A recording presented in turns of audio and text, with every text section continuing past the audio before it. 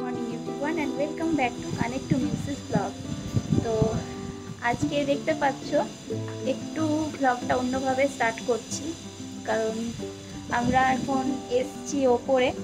তো তোমাদেরকে যেমন বলেছিলাম যে আমাদের সমস্ত ওয়াশিং মেশিন ওপরে আছে, এখানেই আমাদেরকে কাপড় কাচতে আসতে হয়, তো সেটাই আজকে করতে এসছি। তো চলো আজকের দিনটাকে তাহলে শুরু করি, আর আমি ব্লগটা এখান থেকে কন্টিনিউ করছি। তো আজ দেখো ব্যাঙ্গালোরের আকাশটা কত সুন্দর, আজকে খুব সুন্দর রোদ উঠেছে, অনেক দিন পর রোদটা উঠলো। তাই আমরা আজকে এই কাপড় অনেক জমেছিল, তো কাপড়গুলো ওয়াশ করতে এসেছি। ওয়াশ আগে থেকেই করতে দেওয়া ছিল, এখন জাস্ট মেশিন থেকে বের করে শুকোতে দিয়ে দিলাম।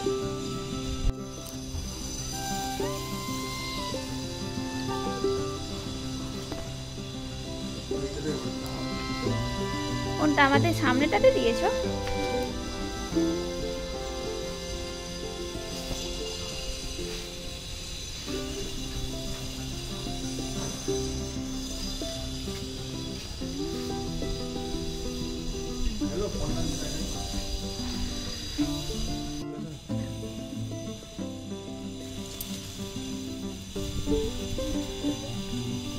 চলে এলাম, আর উপরে যেটুকু কাজ ছিল করা হয়ে গেল।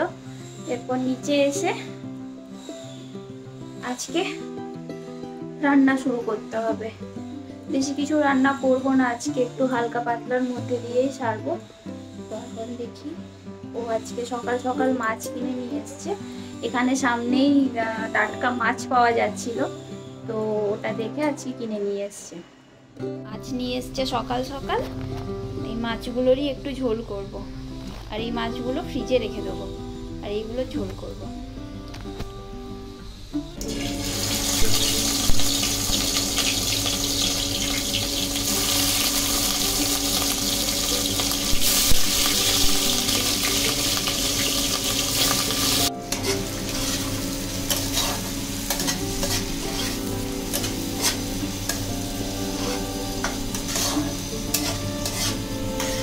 ঝোলটা চাপিয়ে দিয়েছি, আর ভাতটাও বসানো হয়ে গেছে। প্রায় 11টা মতো বেজে গেছে এখন পর্যন্ত। মানে আমি ব্রেকফাস্ট করিনি, ওকে দিয়ে দিয়েছিলাম সকালবেলাতে, তো আমি ব্রেকফাস্ট করিনি। তারপরে মাছের ঝোলটা নামিয়ে একটু করলা ভাজবো না। মানে আমাদের বাড়িতে একটা অনুষ্ঠান আছে, আমার ছোট মাসির মেয়ের গায়ে হলুদ আজকে, তো ওখানে থাকলে তো অবশ্যই যাওয়া হতো, কিন্তু আমরা ব্যাঙ্গালোরে এখন, তাই যাওয়া হচ্ছে না। মনটা খুবই খারাপ লাগছে, সবাই এসছে, আমি হয়তো গেলে সবার সাথে আমার দেখা হতো। বাইরে না কনস্ট্রাকশনের কাজ হচ্ছে, এত আওয়াজ হয় না, খুব আওয়াজ হয়। তো প্রত্যেক দিনের মতো ভাত করেছি, এখানে করেছি একটু করলা ভাজা, আর করেছি মাছের ঝোল।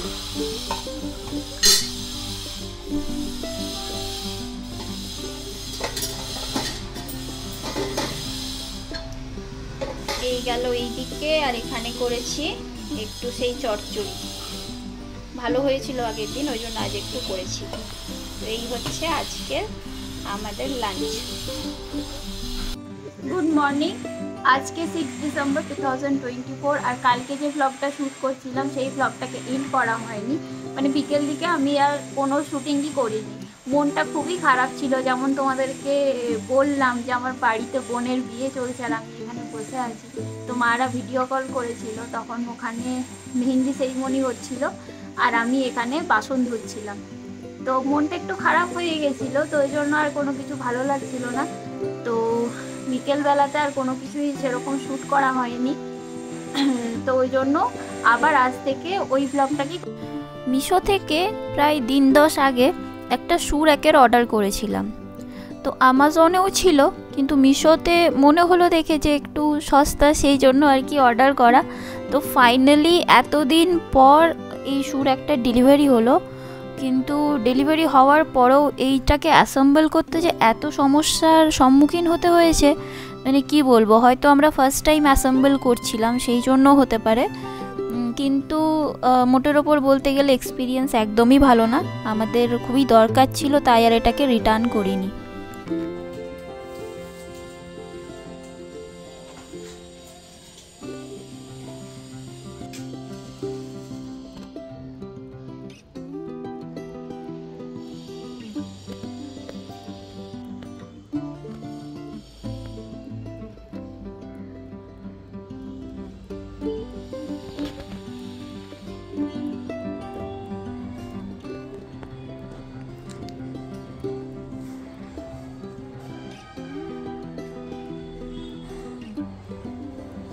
ফ্রিজটাকে ধূপ দেখাচ্ছ কেন? ফ্রিজটা বিশ্বকর্মা।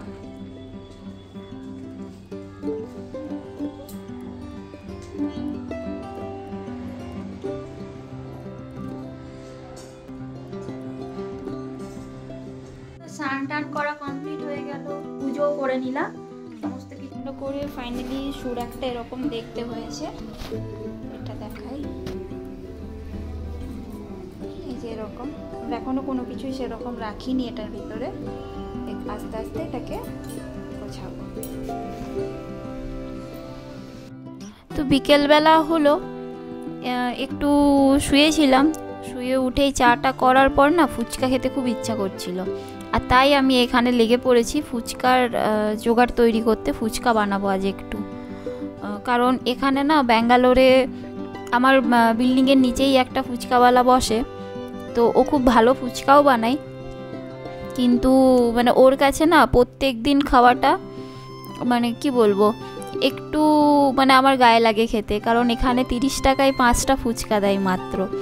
আমাদের তো ওখানে মানে আমার শ্বশুরবাড়ি যেখানে, সেখানে তো 10 টাকায় 10টা ফুচকা দেয়, আর আমার বাড়ি যেখানে চিত্তরঞ্জনে, সেখানেও 10 টাকাতে প্রায় 7টা ফুচকা দেয়। 6টা জল ফুচকা দেয় আর একটা ফুচকা এক্সট্রা দেয়, তো 7টা দেয়। কিন্তু সেটাই এই ব্যাঙ্গালোরে 30 টাকাতে 5টা দেয়। তো ফুচকাটা খেতে না আমার খুব গায়ে লাগে। একদিন দুদিন খেয়েছি, কিন্তু তারপরে মনে হলো আমি তো ফুচকার ওই কয়েন ফুচকাগুলো তো আমি এনেছি সাথে করে, সেটা তো মা আমাকে আসার সময় ব্যাগে ভালো করে গুছিয়ে দিয়েছিল। তো তাহলে ওই ফুচকা যখন আছে, জিনিসপত্র সবই যখন আছে, তাহলে বাড়িতেই একটু বানিয়ে খায়, ওটা হেলদিও হবে, আর অথচ মানে অতটা দামটাও অতটা বেশি পড়বে না। তো সেই জন্য আর কি ফুচকাটা বানাচ্ছি, একটু ঝাল ঝাল করেই বানাবো। যদিও পাপাই একদমই ঝাল খেতে পারে না, মানে খাই খুব কম ঝাল খায়। আমি যেমন মানে আমাকে যত ঝাল দেবে আমি খেয়ে নেবো, আমার কোনো অসুবিধা হবে না, কিন্তু ও না ঝালটা অতটা খেতে পারে না। তো তোমাদের সাথে গল্প করতে করতে দেখো আমি এখানে তেঁতুলের জলটা রেডি করে ফেলেছি, আর একদম আমাদের ওয়েস্ট বেঙ্গলে যেরকমভাবে ফুচকা বানাই সেরকমভাবেই কিন্তু আমি ফুচকাটা বানাচ্ছি। আর ও ওখানে অফিস করছে, অফিস করতে করতে বারবার আমাকে বলছে তোমার হলো তোমার হলো তোমার হলো, টেস্ট করবো একটা। তো দেখি বানিয়ে তারপর ওকে ডাকবো, এসে একটা টেস্ট করে যাবে।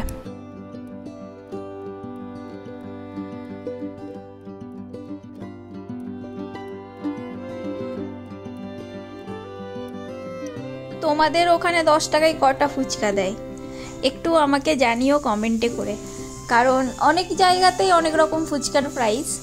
তো যারা যারা দেখছো তাদের সবার বাড়ির কাছে ফুচকার দাম কীরকম, তো সেটা আমাকে একটু কমেন্ট করে জানিও প্লিজ। আর বাঙালিদের কাছে ফুচকা তো একটা ইমোশনের ব্যাপার, তো না তো এটাকে আমরা পানিপুরি বলবো কখনো, না গোলগাপ্পা বলবো, না গুপচুপ বলবো, ফুচকা ফুচকা ফুচকা মানে একটা অন্য রকমের অনুভূতি, তাই না?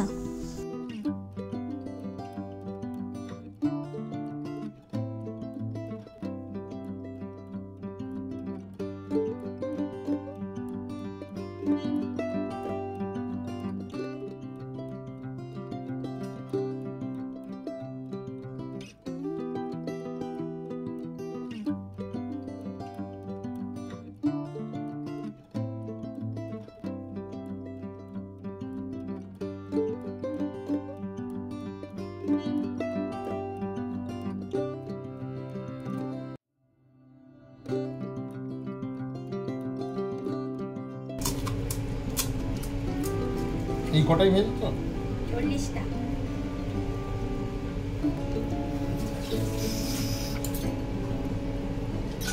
জানি তো। এই আমার ফুচকা রেডি, টক জল রেডি, আর ফুচকা রেডি রেডি।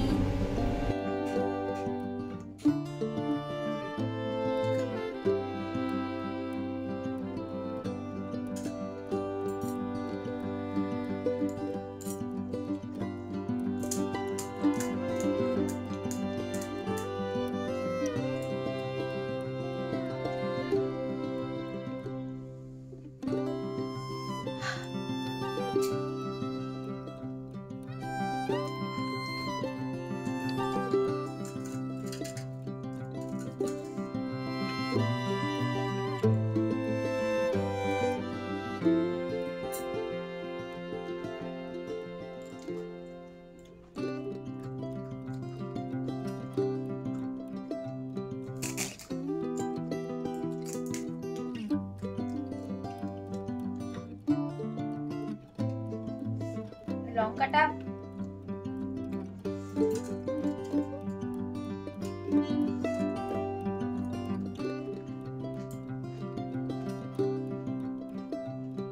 দেখতেই পাচ্ছ ফুচকা কতগুলো ছিল, খাওয়া অলরেডি হয়ে গেছে, শেষ হয়ে গেছে।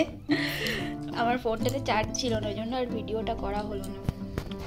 কিছুই কমপ্লিট। তো কি আর বলবো, এই ভ্লগটাকে আমি এখানেই এন্ড করছি। যদি ব্লগের কোনো কিছু ভালো লেগে থাকে তাহলে আমাকে কমেন্টে জানাবে কোন জায়গাটা ভালো লেগেছে। আর লাইক করতে ভুলো না, লাইক একটা করে দিও, আর শেয়ার করে দিও। তোমরা কেউ শেয়ার করছো না, শেয়ারটা করে দিও, তাহলেই হবে। আর নতুন কোনো বন্ধু যদি আমার ভিডিও দেখে থাকো তাহলে প্লিজ আমাকে সাবস্ক্রাইব করে দিও ইউটিউবে, আর ফলো করে দিও ফেসবুকে আমার প্রোফাইলটাকে প্লিজ ফলো করে দিও, কারণ খুব তাড়াতাড়ি আমার 12,000 কমপ্লিট হবে।